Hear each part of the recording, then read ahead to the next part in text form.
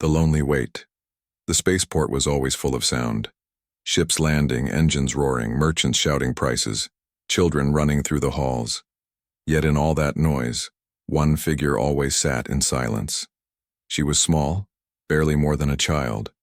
Her pale blue skin carried faint markings of her people, markings that glowed softly in the dark.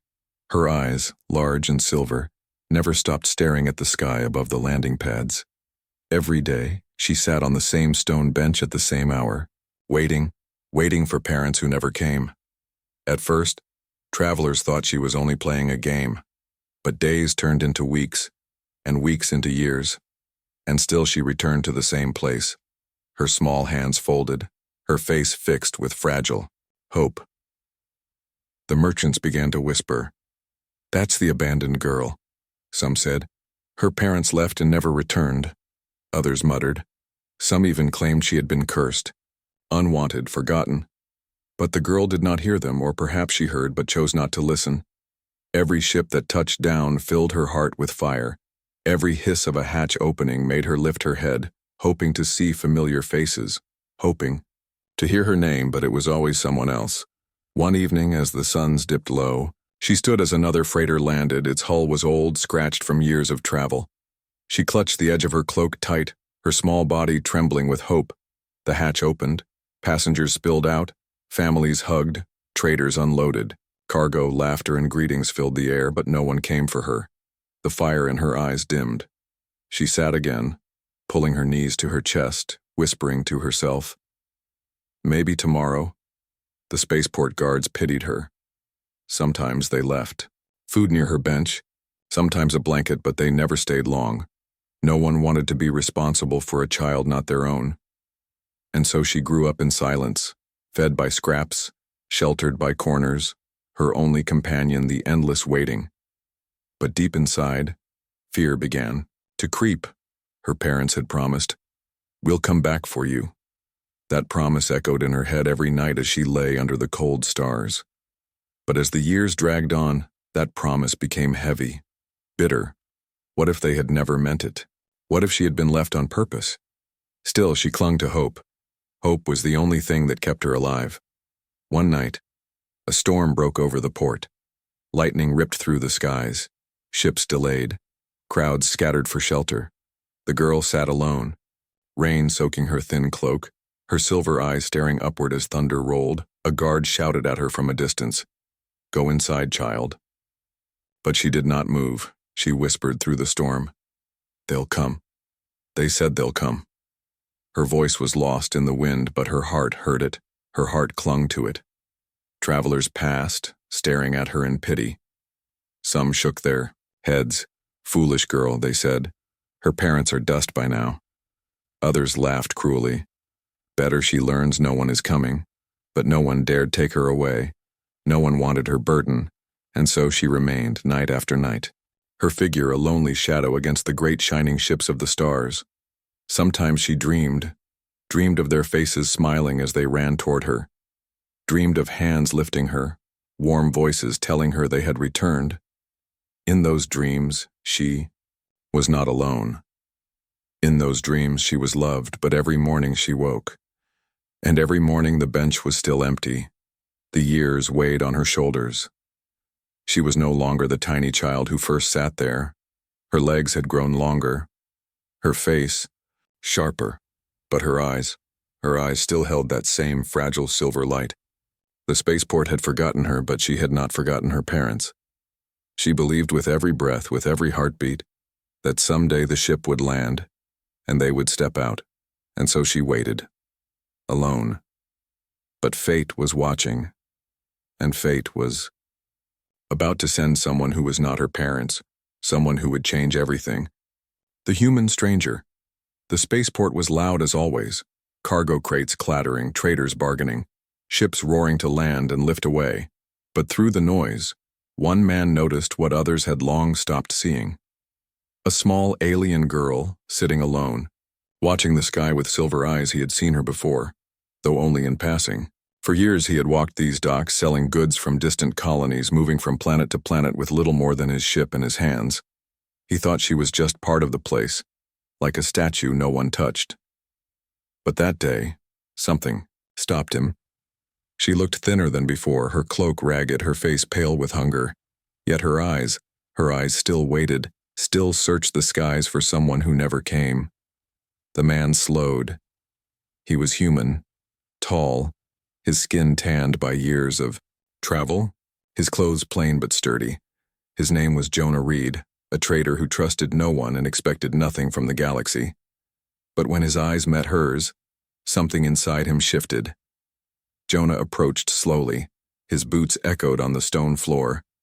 The girl tensed, pulling her cloak tighter. She was used to people mocking her or throwing coins like she was begging. He crouched in front of her, his voice low. "Hey, kid. You waiting for someone?" Her silver eyes narrowed. Her voice was small, sharp. "Go away." Jonah didn't move. He set down a wrapped food ration on the bench beside her. "You look like you need this more than I do." She glanced at it, then at him, suspicion burning. In her stare, finally, she pushed it back toward him with trembling fingers. "I don't take from strangers." Jonah raised an eyebrow. "Then what do you eat?" Silence. Her eyes flicked to the guards nearby, then back to the sky. She didn't answer. For days after, Jonah kept noticing her. Always in the same spot. Always watching the landing pads. He would pass by, sometimes leaving food, sometimes only nodding. She never thanked him, never smiled. But she never truly chased him away either. Curiosity gnawed at him. He asked around the merchants, "Who's the girl?" They shrugged. "Parents left years ago. Never came back. Maybe dead." Others muttered, "She's cursed. Don't get involved." Jonah frowned. He knew what it meant to be left behind. He had grown up on Earth's outer colonies, abandoned by his father, raised in a shelter. He remembered waiting by the gates as a boy, hoping his father would return. He never did. Maybe that was why he couldn't ignore her. One evening, as ships landed in streams of light, Jonah found her again. This time he sat down on the bench beside her. She shifted away, glaring. "You know," he said casually, "if you stare long enough at the sky, it stares back." Her brow furrowed. "That makes no sense." Jonah chuckled. "Neither does waiting for people who don't come." Her small fists clenched, her voice cracked. "They will come. They promised." Jonah's smile faded. He heard the fire in her tone, the desperation buried beneath. He wanted to tell her the truth, that sometimes promises break, that sometimes people don't return, but the words stuck in his throat. Instead, he said softly, "Maybe, but if they don't, you can't sit here forever." Her eyes filled with tears, but she turned her face away, unwilling to let him see her weakness. That night, Jonah returned to his ship, but he could not sleep. The image of the girl's silver eyes burned in his mind. He had seen soldiers beg for mercy, traders cheat each other, smugglers fight to the death. But he had never seen eyes like hers, full of endless waiting, endless hurt, and a fragile thread of hope. The next morning, he came back. She was there, as always, her cloak wet from the rain. He sat down again, sighing. "You know, if you're going to keep sitting here, you should at least let someone watch your back." She gave him a sharp look. "Why? You're leaving too. Everyone leaves." Jonah froze. Her words cut deeper than he expected. He opened his mouth, but no excuse came. Finally, he said the only thing that mattered. "Not everyone." Her eyes flickered, but she said nothing, and so it began. Day after day, Jonah stayed near her, sometimes telling stories of Earth, sometimes sitting in silence. She never admitted it, but slowly, the bench no longer felt so empty. She still watched the sky, still waited. But now, someone was waiting with her. A broken promise. The spaceport was alive with the glow of arriving ships. Families reunited. Traders laughed over new deals. Children ran to greet parents returning from far journeys. But she sat on the same bench as, always. Silver eyes locked on the landing pads. Hope burning stubborn in her chest. Jonah stood nearby, arms crossed, watching her with quiet concern. He had been here long enough to see the truth others already knew. Her parents were never coming back, he wanted to tell her. But every time he looked at her face, he could not break that fragile thread of hope. That night, whispers spread through the market stalls. A pair of merchants spoke too loudly. Her parents were lost in the council's border war. Their ship destroyed years ago. She waits for ghosts. The girl was passing by, and she froze. Her small hands clenched, her breath caught. No, she whispered. No. They promised. The merchants glanced at her with pity, then turned away, unwilling to face the storm in her eyes. She stumbled back to the bench, tears hot against her cheeks. Jonah found her there, trembling. Kid, what happened? They're lying, she hissed, her voice shaking. They're lying because they hate me. My parents are alive. They are coming back. Jonah knelt, his hand resting lightly on the bench. Listen to me. Sometimes people... Stop, she shouted, covering her ears. Don't say it. Don't you dare say it. Her silver eyes burned at him, filled with fury and fear. You're just like them. You want me to give up. Jonah's chest tightened. He had seen anger like this before, the kind that came from a wound too deep to heal. He wanted to argue, to tell her the truth gently. But he remembered his own childhood, waiting by the gates for a father who never came, waiting until the day someone finally told him the truth, cold and sharp like a knife. He remembered how that truth had broken him. Now he saw the same storm in her eyes. The girl fled the bench, cloak flying behind her as she ran into the darker streets of the city. Jonah cursed under his breath and chased after her. The spaceport's lights gave way to narrow alleys full of smoke and shadow. She ran blindly, her small feet slipping on wet stone. Her sobs echoed off the walls. They promised me. From the shadows, figures stirred, thieves and drifters who saw weakness like blood in the water. Rough hands reached for her, voices sneered. Lost, little one, easy coin, she screamed, struggling, but they closed in. Jonah burst into the alley, his fists clenched, his voice thundered. Let her go. The thieves turned, sneering at the lone human.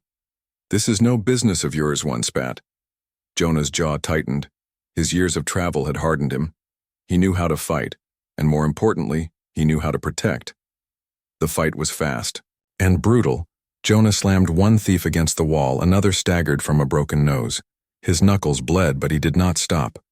Finally, the gang fled into the night, cursing, leaving Jonah standing over the trembling girl. She looked up at him, her face streaked with tears and rain, her voice cracked.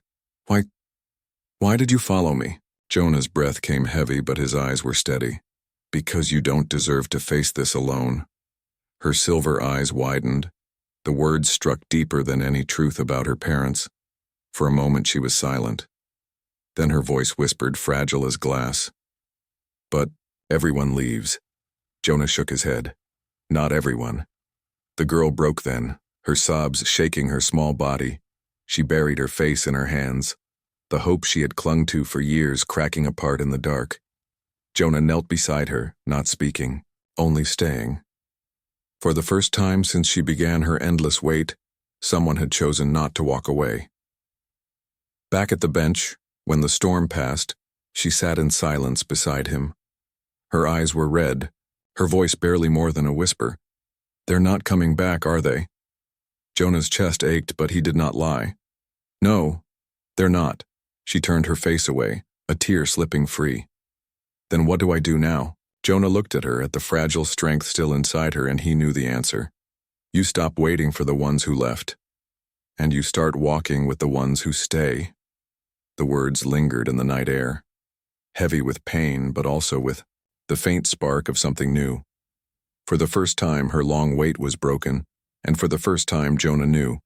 He had stepped into something he could not turn away from, the choice to stay. The night after the alley fight was heavy with silence. The girl sat on the same bench, her knees pulled to her chest, her silver eyes dull. The fire of waiting had burned out, replaced by emptiness. For the first time in years, she no longer looked at the sky. Jonah stood a few steps away, watching. He had told her the truth. Her parents were never coming back. He thought maybe she would hate him for it. But she only sat in silence, her world broken. He could have walked away then, returned to his ship, left the port like he had 100 times before, but something kept him rooted.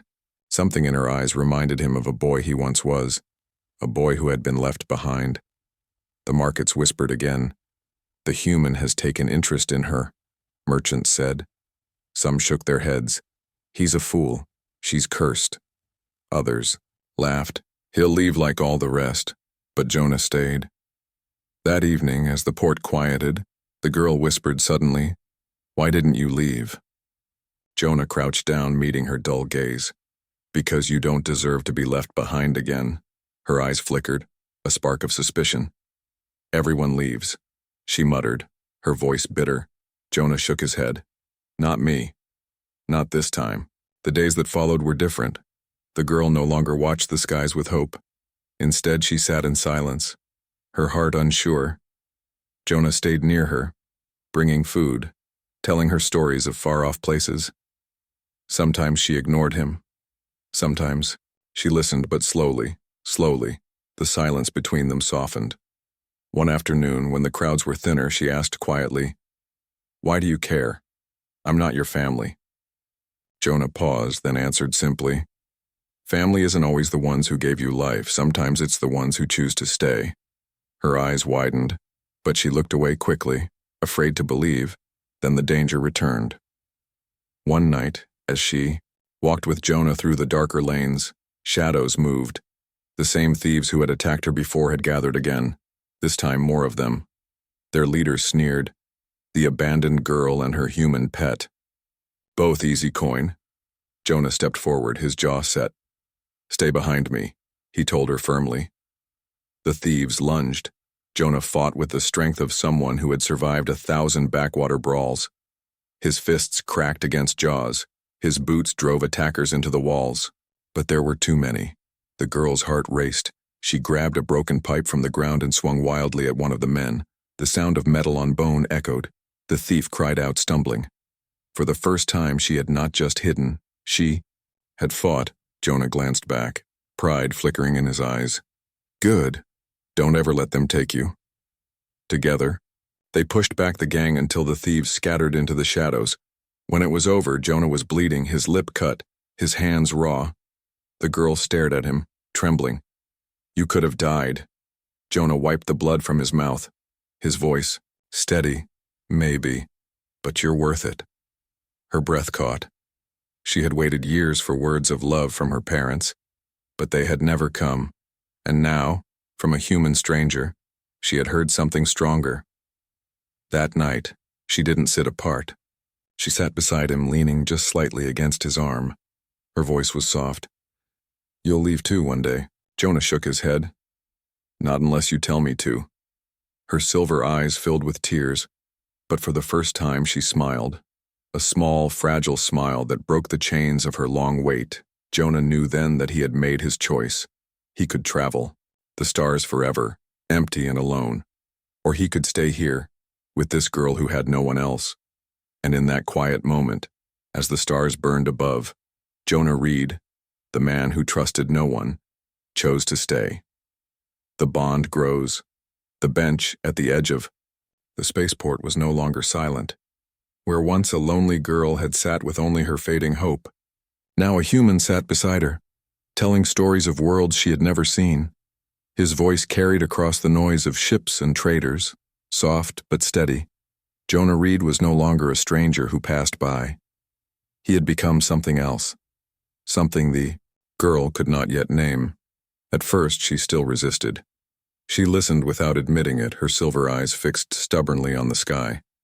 She told herself she didn't need him. She told herself he would leave one day like everyone else. But slowly, cracks began to form in the wall around her heart. One evening, Jonah placed a small object in her hands, a simple carved trinket shaped like a bird, its wings spread wide, made from scrap wood. "What is this?" she asked quietly, turning it over.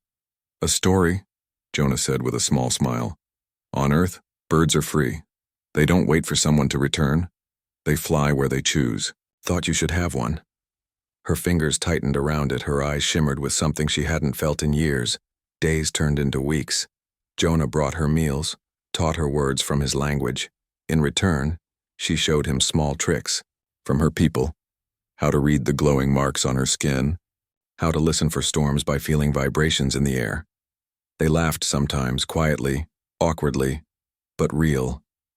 The girl who once sat in silence now asked questions. What does Earth look like? Why do humans build so many ships? Were you ever alone? Jonah answered with patience, though some answers hurt. Yes, I was alone once too. Her gaze lingered on him after that, as if realizing she wasn't the only one carrying old wounds. But even as their bond grew, fear still lived inside her. One night she whispered, "You'll leave too, won't you? When the trade routes change, when another planet calls, you'll go." Jonah's jaw tightened. He looked at her and spoke with quiet steel. "I've crossed half the stars, kid. But for the first time, I've found a reason to stay." Her breath caught. She turned away quickly, but a smile tugged at her lips. Not everyone approved. Merchants sneered. "The human is wasting his time." Guards muttered, "This will bring trouble." Children mocked, "Alien orphan with her pet human." But Jonah ignored them, and slowly so did she. For the first time she began to believe she wasn't cursed. One afternoon, a storm swept through the port, lightning flashing across the sky. The girl flinched at the thunder, memories of waiting alone in the rain clawing at her. Jonah noticed. He pulled his worn jacket around her shoulders, saying nothing, just staying close. The warmth of it, the weight of it, felt like something she had never known. Safety. Her silver eyes lifted to his, and for the first time she whispered the words she had been afraid to say. "Thank you." Jonah smiled softly. "Took you long enough." Their bond grew not in grand gestures, but in small, quiet moments. Sharing food, telling stories, laughing at mistakes, walking through the market side by side.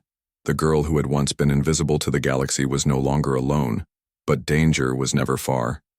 Rumors spread that a human was keeping an alien orphan. Whispers reached ears beyond the market, beyond the guards, eyes from the council began to turn toward the small port. One evening, a messenger arrived with a warning. "The council has noticed you. They say this is forbidden. The girl must be taken." The words struck like a blade. The girl froze, terror flashing in her eyes. Her voice broke. "They'll take me away again. I'll be alone again." Jonah stood between her and the messenger, his voice low and unshakable. "No, she's not alone anymore. If they want her, they'll have to go through me." The messenger paled and left quickly. The girl stared at him, her eyes wide. Why would you fight them for me?" Jonah knelt, his voice steady. "Because family is not the ones who left you. Family is the one who stays. And I'm staying." Her tears came then, not from sadness, but from something new. Relief. For the first time, the girl who had waited years on a cold bench finally knew she was no longer waiting. She had found her family, not in the ones who abandoned her, but in the human who refused to let her go. The council's threat. The council chamber glowed with cold light. Holograms of alien delegates flickered across the wide table, their voices sharp and filled with anger. Reports had reached them of a human who had taken responsibility for an abandoned, alien child. To them, this was not kindness, it was rebellion. One delegate hissed, "Humans cannot interfere in our laws. The girl is Zirathi by birth. She belongs to her people, not to a human stray." Another spat. "If we allow this, what comes next? Humans claiming every orphan they see? They are dangerous enough already." The council's decision was swift. The human would be ordered to release the child into their custody if he refused. Consequences would follow. Back on the dusty port, Jonah Reed felt the weight of those consequences. The messenger returned with an official order, stamped and sealed by the Galactic Council. His voice shook as he read it. "The child must be surrendered immediately. She does not belong with you. Failure to comply will be considered a violation of council law." The girl froze, her silver eyes wide. Her small hands gripped Jonah's sleeve like she would never let go. Her voice broke. "Please, Don't let them take me." Jonah looked down at her, then at the messenger. His voice was calm, but cold. "Tell the council they can come here themselves if they want her." The messenger swallowed hard and backed away, knowing those words would echo across the stars. The next day, whispers filled the port. Some said Jonah was reckless, others called him brave. Many believed the council would send soldiers to drag the girl away. Jonah did not hide. He stood tall beside her, moving through the markets openly, letting everyone see his choice. That evening, as they sat on the bench, the girl asked softly, "Why do you keep fighting for me? I'm just me. I'm not important." Jonah turned to her, his voice steady. "You are important. Not because of who left you, but because of who you are. And because I chose you." Her silver eyes shimmered with tears. "But they'll never let us stay together." Jonah's jaw tightened. "Then they'll have to try and tear us apart, and they'll fail." When the council's envoy finally arrived, the entire port gathered to watch. A tall, armored figure stepped down from a sleek vessel, his voice amplified for all to hear. "Human Jonah Reed, you stand accused of violating interspecies law. Release the Zerathi child at once or face punishment." The crowd held its breath. The girl clung to Jonah's arm. Trembling, Jonah stepped forward, his voice carrying through the silence. "No." Gasps rippled through the crowd. The envoy's eyes narrowed. "You dare defy the council?" Jonah's voice grew stronger. "You say she doesn't belong with me. But where were you when she sat alone for years? Where were you when thieves hunted her in the alleys? Where were you when she cried every night waiting for parents who would never return?" The envoy flinched, words stuck in his throat. Jonah pressed on, his voice thunderous. "You call this law. I call it abandonment. Family isn't written in your codes. Family is the one who stays when no one else will. And I stayed." The crowd erupted in murmurs. Some nodded, others wept. The girl's silver eyes overflowed with tears as she clutched Jonah's hand tighter. The envoy growled, "Your defiance will not be forgotten." He turned and boarded his ship, leaving. Without her, the message was clear. The council would not yield, but neither would Jonah. That night, as the port lights dimmed, the girl sat beside Jonah on the bench, leaning her head against his arm. Her voice was soft but steady. "You spoke for me. No one has ever done that before." Jonah looked down at her, his eyes gentler than she had ever seen. "And I always will." For the first time, she no longer feared being taken, because no matter how powerful the council was, she knew one thing. This human would never let her go. But far away, the council was already planning. Their pride burned by his defiance. They would not forgive. The storm was not over. It was only beginning. The family she never had. The council's threat hung over the port like a storm cloud. Everyone whispered about the human who had defied them. Some said soldiers would arrive to drag him away. Others believed he would vanish in the night to save himself. But Jonah Reed did not run. Every morning, he still walked the markets with the girl at his side. Every evening, they sat on the same bench. Only now, she no longer looked to the sky waiting for parents who would never come. She looked at him, the man who had chosen to stay. 1 week later, the council envoy returned, this time with a full escort. Dozens of armored soldiers poured out of the sleek vessel, their weapons gleaming. The crowd scattered in fear, leaving Jonah and the girl alone in the square. The envoy's voice boomed, "Jonah Reed, last warning. Release the child or be taken with her." The girl's small hand trembled in Jonah's. Her voice cracked. "They'll take you too." Jonah's jaw tightened. He squeezed her hand gently. "They can try." The soldiers stepped forward, weapons raised. But before they could touch her, Jonah raised his voice so loud the entire port heard him. "You call her abandoned, unwanted. But where were you when she waited alone for years? Where were you when she starved, when she cried in the rain? You only come now because she has someone who cares. You only come now because she is no longer weak." The girl's silver eyes filled with tears. The crowd began to stir, voices rising in agreement. "He's right. He speaks truth." She belongs with him. The envoy hesitated. His orders were clear, but the people were no longer silent. The girl was no longer invisible, she had been seen. The envoy growled, "You defy law." Jonah's reply cut like steel. "I follow something greater than your law. Family." He knelt beside the girl, his voice steady. "You waited for years for parents who never came. I can't give you back what you lost, but I can give you this. You'll never wait alone again. Not while I breathe." The girl gasped softly, her silver eyes shining with hope she had thought dead forever. The envoy turned away, his soldiers uneasy. The council had power, but even power bent when faced. With truth spoken before the people, they retreated, leaving threats in their wake but not daring to touch her. The port erupted in cheers. Merchants shouted. Guards raised their voices. Strangers who once mocked her now bowed their heads in respect. For the first time in her life, the girl was not the abandoned one. She was the child the human had fought for. She turned to Jonah, her voice trembling. "You really mean it? You'll stay?" Jonah looked down at her, and his answer was simple. "I already have." From that day, the girl no longer sat waiting on the bench. She walked beside Jonah, learning, growing, smiling. The wooden bird he had carved never left her pocket, a reminder that she was free, not trapped in waiting. The markets began to call her something new, the human's daughter. At first, she flinched at the word, but slowly she let it sink in, because for the first time, it felt true. Months later, as dawn broke over the port, Jonah and the girl stood side by side watching ships rise into the sky. She no longer searched each vessel for her parents. Instead, she leaned against the man who had chosen her.